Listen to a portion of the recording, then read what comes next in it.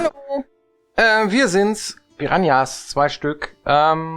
Und ja, heute wird's schwierig. Oder auch nicht. Oder auch nicht. Ja. Und zwar haben wir uns heute ausgedacht, wollen wir mal ein Thema machen über den Schwierigkeitsgrad eines Spiels. Ne? Ja. Brauchen Spiele einen Schwierigkeitsgrad? Gibt Spiele, die haben gar keinen. Die sind einfach nur schwierig. Kommt drauf an. Ne? Ja. Ist ja auch schwierig, Ja. je nachdem, was für ein Spiel du hast. Ne? Ja. Das erste, was mir dazu einfällt, ist ein Adventure. Ja. Ein Adventure hat oft keinen Schwierigkeitsgrad. Ja. Und manchmal... Sekiro auch nicht. Echt? Nein, ich glaube, die haben nur einen. Ja. Ja, kannst mal sehen. Ja. Ja gut, ne? Was will ich denn damit erreichen? Das ist eine gute Frage. Ne? Also, wenn ich jetzt ein Spiel mache für Tüftler oder ein Spiel mache für die sowieso die Herausforderung suchen, dann brauche ich vielleicht auch kein Leicht. Das stimmt. Also hängt's von den Leuten ab, ne? Denen man das Spiel verkaufen will. Ne? Und deswegen haben wir weniger als 100 Leute gefragt. Ja, sag mal, welcher Schwierigkeitsgrad wäre denn für dich ideal? Und die haben Folgendes gesagt. Naja, nicht der allerleichteste, aber auf jeden Fall auch nicht der schwere. Also wenn es sozusagen mehrere gibt, dann das sozusagen, was der, sag ich mal, Normalspieler vielleicht verwenden würde. Also normal. Normal, tatsächlich. Langsam ansteigend. Das ist unterschiedlich. Wenn ich Horrorspiele spiele, spiele ich gerne auf leicht. Weil dann bin ich froh, wenn ich überhaupt irgendwie durchkomme. Bei anderen Spielen dann eher so auf normal. Also ich bin jetzt nicht so der Mensch, der die Herausforderung sucht und dann sagt, ich muss auf mega schwer spielen. Ich möchte gerne einen Kinderleicht-Modus haben. Normal. Ich bin nicht einer, der möchte jetzt alles super schwer haben, aber es muss auch nicht super einfach sein, also von daher normal ist schon okay. Mein Schwierigkeitsgrad ist immer der mittlere. Mein Versuch ist immer, das so zu spielen, wie sich die Entwickler gedacht haben. Und das, denke ich, ist immer irgendwo in der Mitte. Tatsächlich, es gibt immer so Hardcore, ich werde 1000-mal umgebracht und dann gibt es so Lulifax-Mist. Und ich habe gelernt, der Mittelweg ist das Richtige, weil dir dann teilweise, wenn du es zu leicht spielst und noch nicht so gut bist, dir Sachen verloren gehen und tatsächlich du die nicht gezeigt bekommst.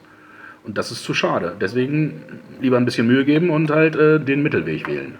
Manchmal normal, manchmal leicht, manchmal schwer, je nachdem, wie ich gerade drauf bin. Wenn ich mir ein Spiel einfach angucken möchte, dann auch leicht, dann kommt man schneller durch. Und Ja, ist sehr durchwachsen. Ne?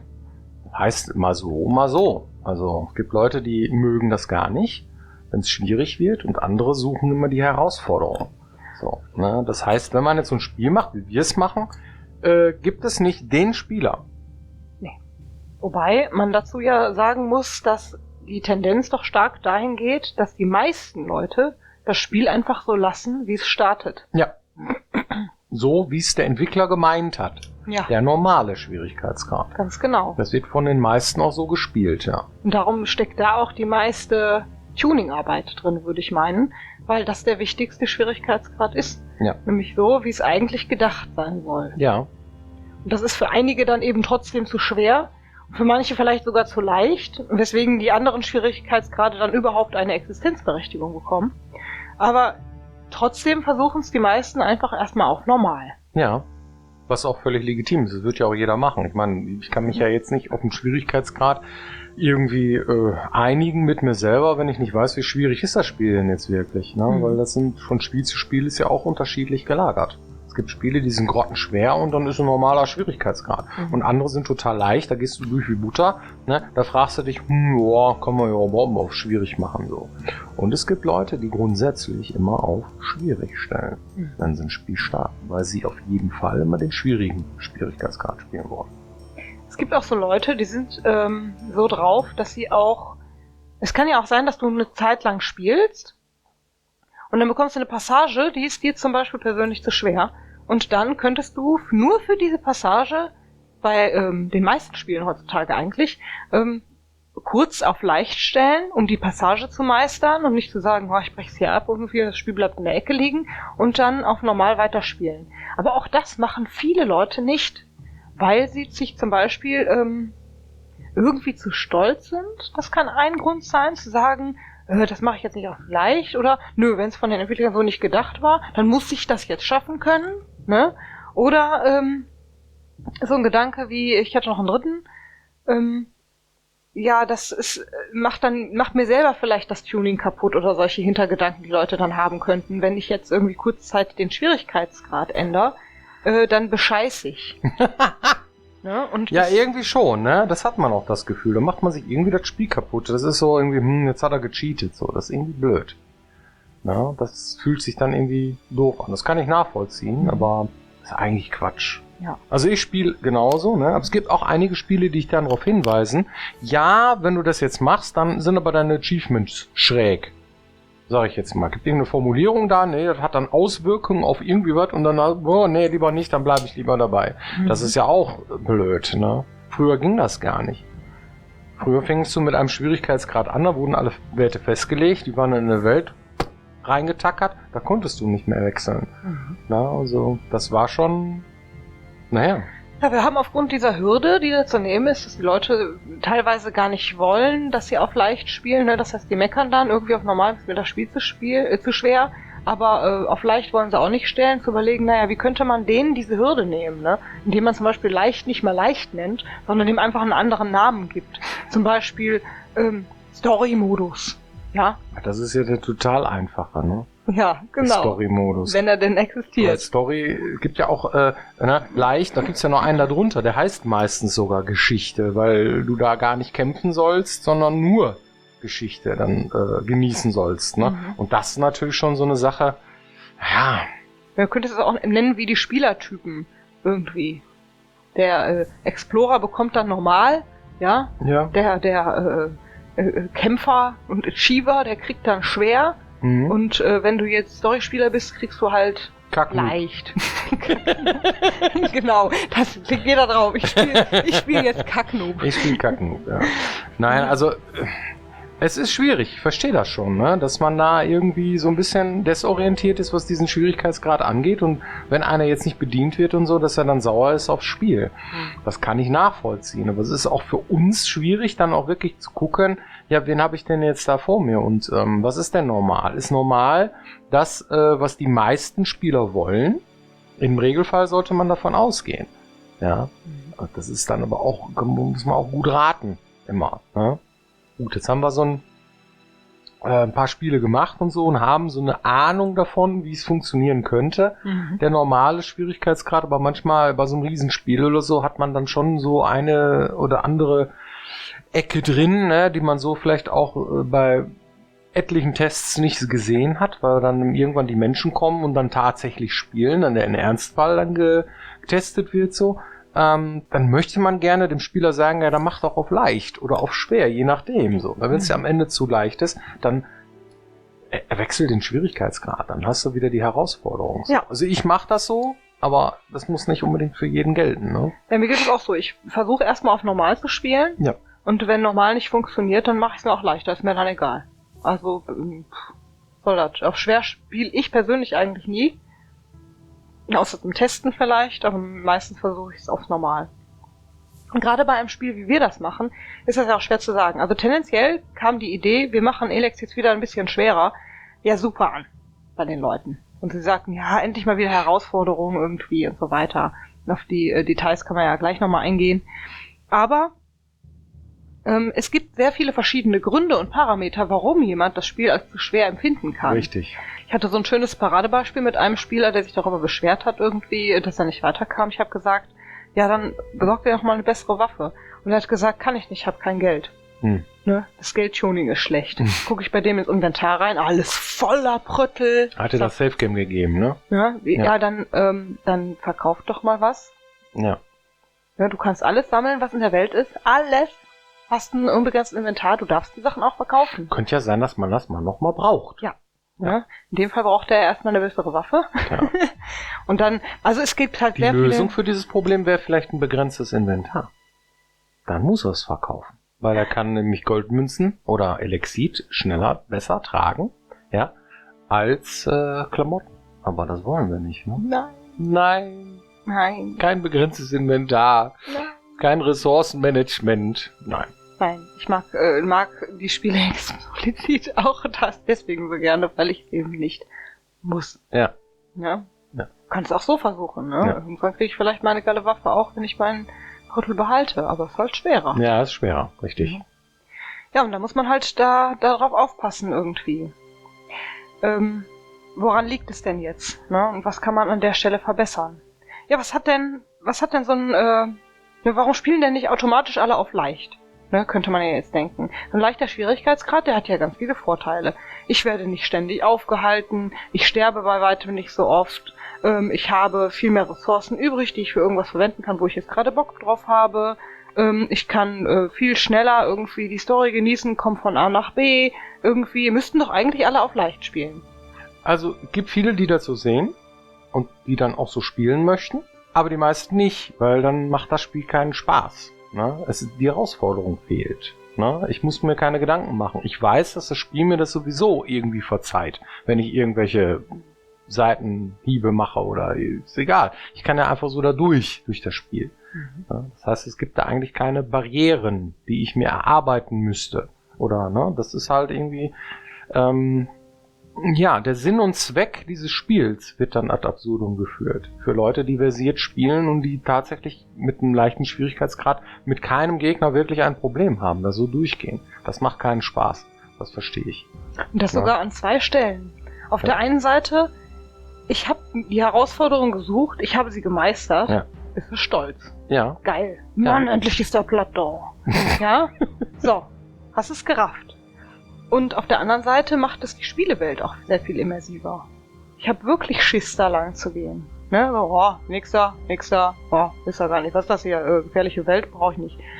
Aber in dem Moment, wo die wirklich stark sind, wo ich aufpassen muss, wem ich begegne, ob er mich sieht, ob er da hinten schon anfängt zu grunzen und mich zu warnen, irgendwie, da hört mich einer, ich muss schnell weg.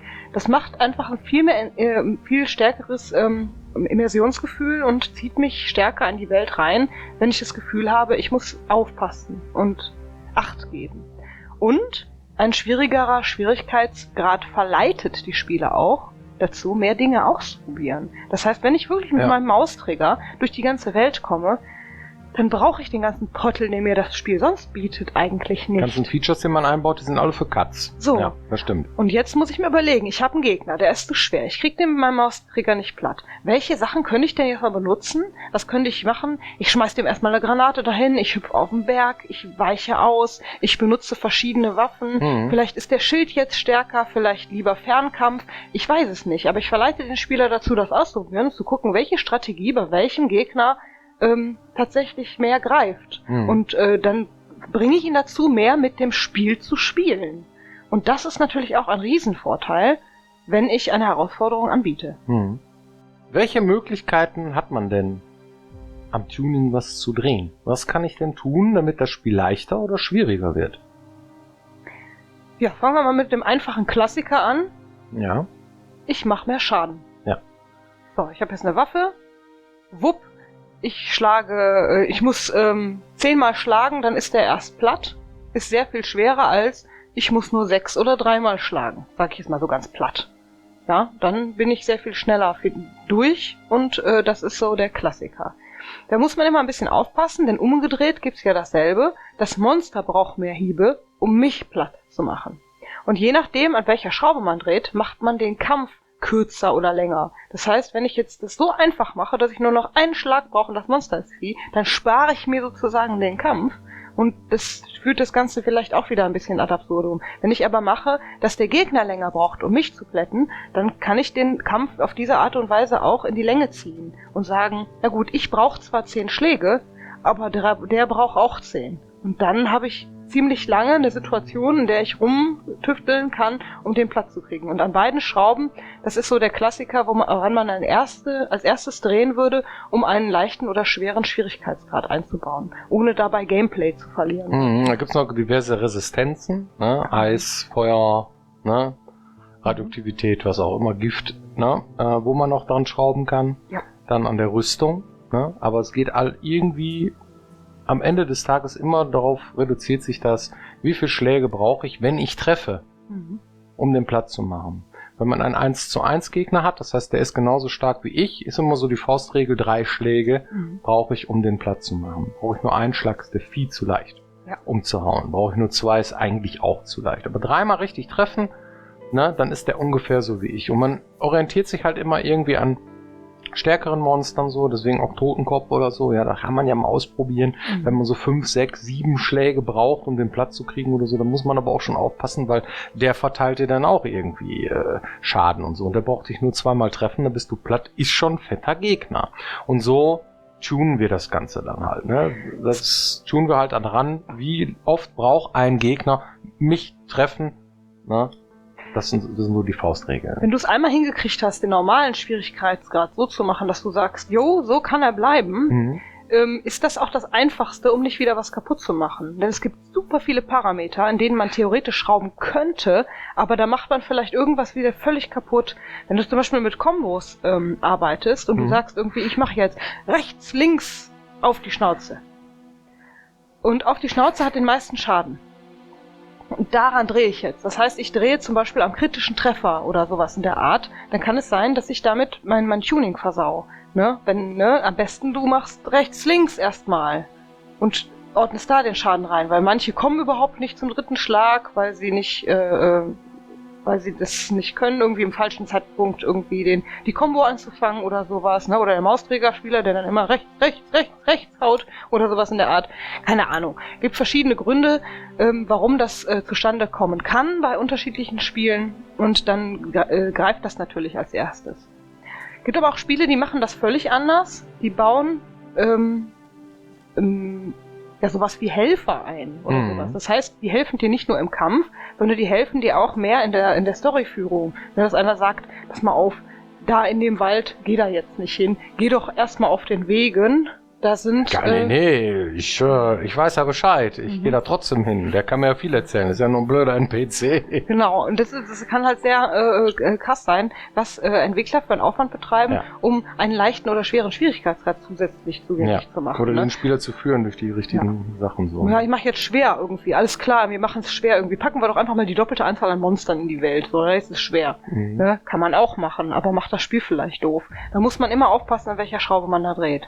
Mein Paradebeispiel an der Stelle ist ganz gerne irgendwie Monkey Island 2. In Teil 2 hatten die tatsächlich den Schwierigkeitsgrad irgendwie, da kamst du relativ leicht durch die Quests, und bei schwer sahen teilweise Quests ganz anders aus, und es gab auch noch zusätzliche Level, die du spielen konntest irgendwie. Das heißt, dasselbe Rätsel konntest du so nicht lösen irgendwie. Eigentlich hättest du jetzt das Haar mit der Spucke mischen müssen, aber das Haar ist nicht da.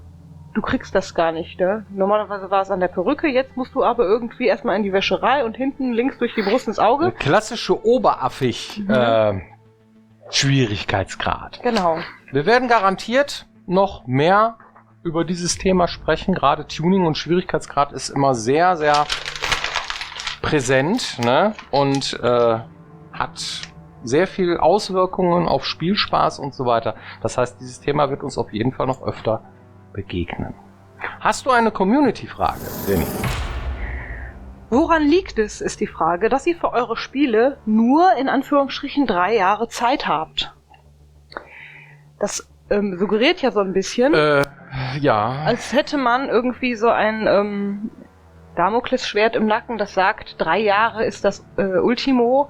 Und da muss alles passiert sein. In der Realität sieht das natürlich ein bisschen anders aus. Das ist echt eine gute Frage. Ne? Das ist gar nicht so einfach zu beantworten, weil man macht sich einen Plan und überlegt halt, was man alles schaffen kann mit den Ressourcen, die man hat. Ne? Also die Leute, die daran arbeiten. Und so ein Spiel, steht und fällt immer mit den Leuten, ne? Die das machen sollen und so. Und dann berechnet man halt ein entsprechendes Stück Zeit irgendwie und so, und nach 3 Jahren möchte man auch irgendwie das Spiel dann auch irgendwie fertig haben und so, und früher war es meistens so, dass wir das immer knapper geplant haben sogar, tatsächlich, und dann trotzdem 3 Jahre gebraucht haben.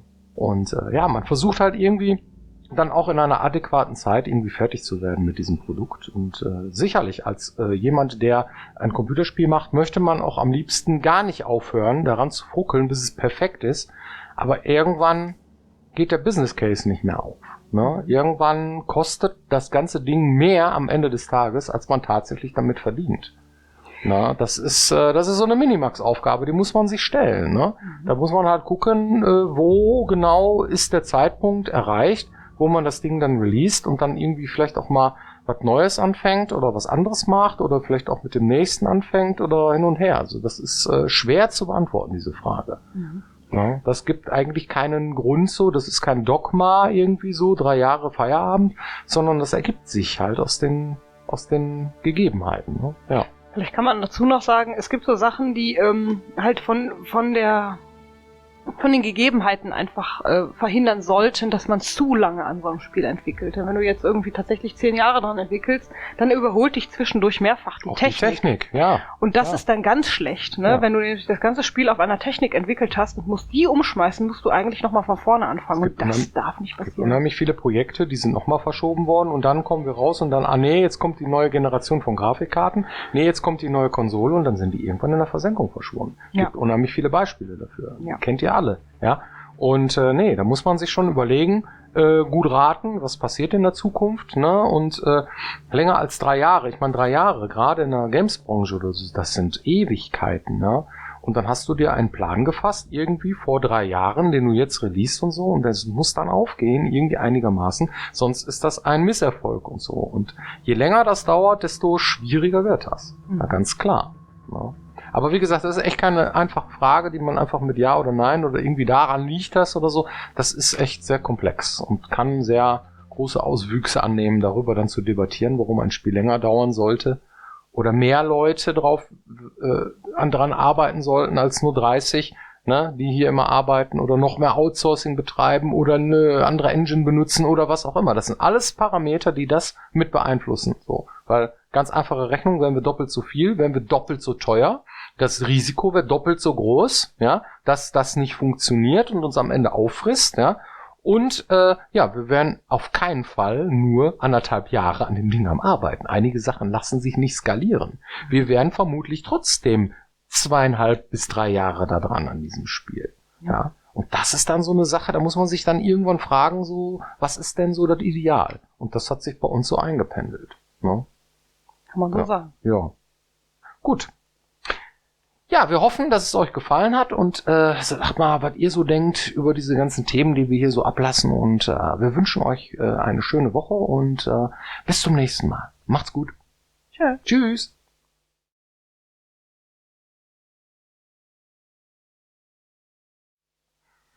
Ja, jetzt war ich auch ein bisschen völlig unvorbereitet. Echt? Ich hatte diese Frage nicht erwartet. Aber das ist auch echt nicht so einfach zu beantworten. Ich glaube, das war deutlich. Weil, das stimmt. Ne? Warum immer 3 Jahre? Ne? Warum? Ja, mir fallen 1000 Sachen dazu ein.